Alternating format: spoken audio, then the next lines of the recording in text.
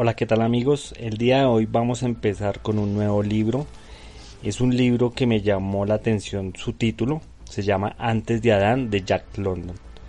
Entonces vamos a ver de qué se trata esta historia. Espero sea una historia interesante, que nos guste a todos. Y no olviden suscribirse al canal y, por qué no, recibo su apoyo por medio de PayPal. Antes de Adán, Jack London, publicado en 1907. Capítulo 1. Imágenes, imágenes, imágenes. Muchas veces, antes de aprenderlo, me preguntaba de dónde venían las multitudes de imágenes que abarrotaban mis sueños, porque eran imágenes como nunca había visto en la vida real y despierta. Torturaban mi infancia, haciendo de mis sueños una procesión de pesadillas, y un poco más tarde, convenciéndome de que eran diferentes de los demás, una criatura antinatural y maldita. Solo durante el día alcanzaba alguna medida de felicidad. Mis noches marcaban el reino del miedo. ¿Y qué miedo? Me atrevo a afirmar que ningún hombre de todos los hombres que caminan sobre la tierra conmigo han sufrido un miedo de igual clase y grado.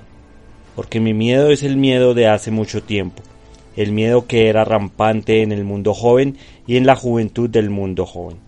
En resumen, el miedo que reinaba supremo en ese periodo conocido como el Pleistoceno Medio.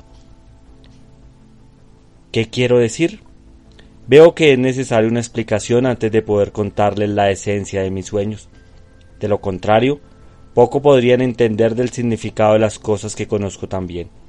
Mientras escribo esto, todos los seres y sucesos de este otro mundo se levantan ante mí en una vasta fantasmagoria, y sé que para ustedes sería incoherente y sin sentido. ¿Qué significa para ustedes la amistad de Oreja Tajada? El cálido atractivo de la veloz, la lujuria y el altivismo de Ojo Rojo. Una incoherencia chillona y nada más. Y una incoherencia chillona, asimismo las acciones de la gente del fuego y la gente del árbol, y los consejos balbuceantes de la horda, porque no conocen la paz de las frescas cuevas en los acantilados, el circo de los abrevaderos al final del día. Nunca han sentido la mordida del viento matutino en las copas de los árboles, ni es el sabor de la corteza joven dulce en sus bocas. Sería mejor, me atrevo a decir, que se acercaron como yo lo hice, a través de mi infancia. De niño era muy parecido a otros niños. En mis horas de vigilia era en mi sueño donde era diferente. Desde mi temprana memoria, mi sueño era un periodo de terror. Rara vez mis sueños estaban teñidos de felicidad. Por regla general estaban llenos de miedo, y de un miedo tan extraño y ajeno que no tenía una cualidad ponderable. Ningún miedo que experimentara en mi vida de vigilia se parecía al miedo que me poseía en mis sueños. Era de una calidad y tipo que trascendía todas mis experiencias. Por ejemplo, era un niño de ciudad más bien para quien el campo era un dominio inexplorado. Sin embargo, nunca soñé con ciudades, ni una casa apareció jamás en ninguno de mis sueños, ni por cierto, ninguno de mis especies humanas rompió jamás la pared de mi sueño. Yo, que había visto árboles solo en parques y libros ilustrados, vagaba en mi sueño por interminables bosques, y además, estos árboles de ensueño no eran una simple borrón en mi visión, eran nítidos y distintos. Tenía una relación de intimidad practicada con ellos. Veía cada rama y ramita, veía y conocía cada hoja diferente. Bien recuerdo la primera vez en mi vida de vigilia que vi un roble. Al mirar las hojas y ramas y nudos, me vi con vívida angustia que había visto ese mismo tipo de árbol muchas e innumerables veces en mi sueño. Así que me sorprendió, más tarde en mi vida, reconocer instantáneamente la primera vez que lo vi. Árboles como el abeto, el tejo, el abedul y el laurel. Los había visto todos antes y los estaba viendo incluso entonces, todas las noches en mi sueño. Esto, como ya he discernido, viola la primera ley de los sueños. a saber que en los sueños uno solo ve lo que ha visto en su vida de vigilia, o combinaciones de las cosas que ha visto en su vida de vigilia. Pero todos en mis sueños violaban esta ley. En mis sueños nunca vi nada de lo que tenía conocimiento en vida de vigilia. Mi vida de sueño y mi vida de vigilia eran vidas apartes, sin una sola cosa en común, salvo yo mismo. Yo era el vínculo de conexión que de alguna manera vivía ambas vidas. A principios de mi infancia aprendí que las nueces venían del almacén, las bayas del frutero, pero antes de que ese conocimiento fuera mío, en mis sueños recogía nueces de los árboles, o las recogía y las comía del suelo debajo de los árboles, y de la misma manera comía bayas de enredadera y arbustos. Esto estaba más allá de cualquier experiencia mía. Nunca olvidaré la primera vez que vi arándalos servidos en la mesa. Nunca había visto arándalos antes, y sin embargo, al verlos, surgieron en mi mente recuerdos de sueños en los que había vagado por tierras pantanosas comiendo hasta saciarme. Mi madre me puso un plato de bayas, llené mi cuchara, pero antes de llevarla a mi boca ya sabía exactamente cómo sabrían, y no me decepcionaron. Era el mismo sabor que había probado 1000 veces en mi sueño. ¿Serpientes? Mucho antes de haber oído hablar de la existencia de las serpientes, ellas me atormentaban en mi sueño. Acechaban para mí en los claros del bosque, saltando, atacando. Bajo mis pies se retorcían a través de la hierba seca y por parches desnudos de roca. O me perseguían hasta la copa de los árboles, rodeando los troncos con sus grandes cuerpos brillantes, llevándome más alto, o más y más lejos de las ramas balanceantes y crujientes. El suelo a una distancia vertiginosa debajo de mí. ¿Serpientes? Con sus lenguas bifurcadas, sus ojos perlados y escamas relucientes, su sieso y su traqueteo. No las conocía ya demasiado bien en ese día de mi primer circo, cuando vi al encantador de serpientes levantarlas. Eran viejos amigos míos, más bien enemigos, que poblaban mis noches de miedo. ¡Ah! Esos bosques interminables y su lúgubre penumbrar llena de horror. Por cuántas eternidades he vagado por ellos, una criatura tímida y casada, sobresaltante al menor sonido, asustando de mi propia sombra, en tensión, siempre alerta y vigilante, listo en el acto para huir en la loca carrera por mi vida, porque era la presa de toda clase de vida feroz que habitaba en los bosques, y era en éxtasis de miedo que huía ante los monstruos cazadores. Cuando tenía 5 años, fui a mi primer circo. Regresé a casa enfermo, pero no por los cauchetes y limonada rosa. Déjenme contarles. Al entrar en la carpa de los animales, un rugido ronco sacudió el aire. Solté la mano de mi padre y corrí desenfrenado de vuelta a la entrada.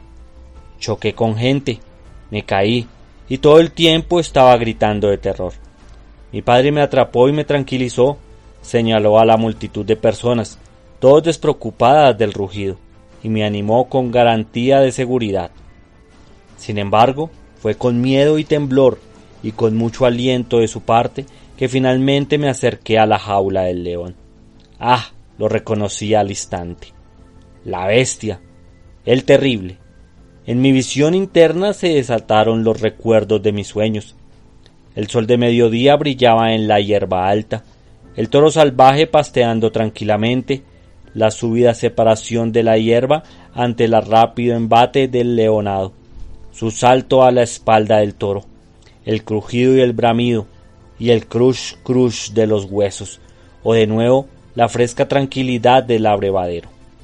El caballo salvaje hasta las rodillas bebiendo suavemente, y luego el leonado, siempre el leonado, el salto, el chillido y el chapoteo del caballo, y el crush crush de los huesos, y una vez más el crepúsculo sobrio y el triste silencio del final del día.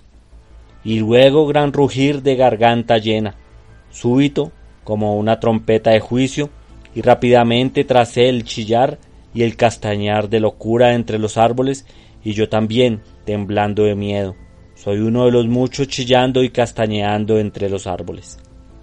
Al verlo, indefenso, Dentro de las barras de su jaula me enfurecí. Le rechiné los dientes, salté arriba y abajo gritando una burla incoherente y haciendo caras cómicas. Él respondió, corriendo contra las barras y rugiéndome de vuelta su impotente ira. Él también me conocía, y los sonidos que hacía eran los sonidos de antaño y le eran inteligibles.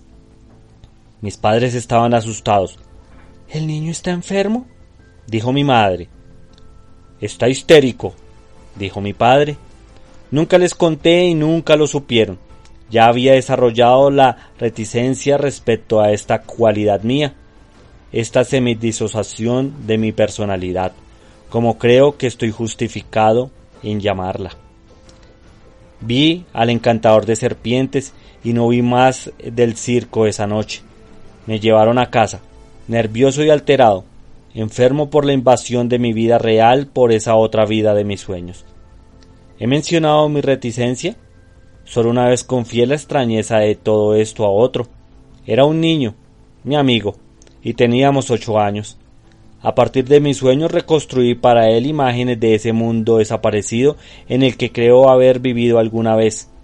Le conté los terrores de ese tiempo temprano, de oreja tajada, y las bromas que jugábamos, de los consejos balbuceantes y de la gente del fuego y sus lugares de encuartelamiento. Se rió de mí y se burló, y me contó historias de fantasmas y de los muertos que caminan por la noche, pero sobre todo se rió de mi débil imaginación.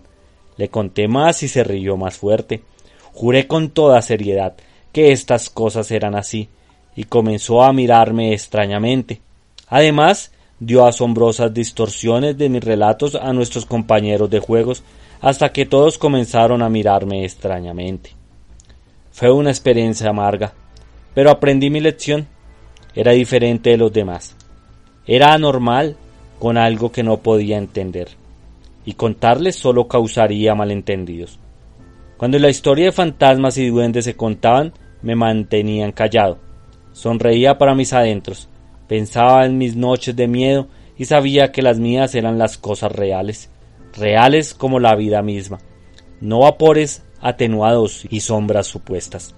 Para mí no había terrores en la idea de espantajos y ogros malvados, la caída a través de ramas frondosas y las alturas vertiginosas, las serpientes que me atacaban mientras esquivaba y saltaba en vuelo balbuceante, los perros salvajes que me cazaban a través de los espacios abiertos hasta el bosque.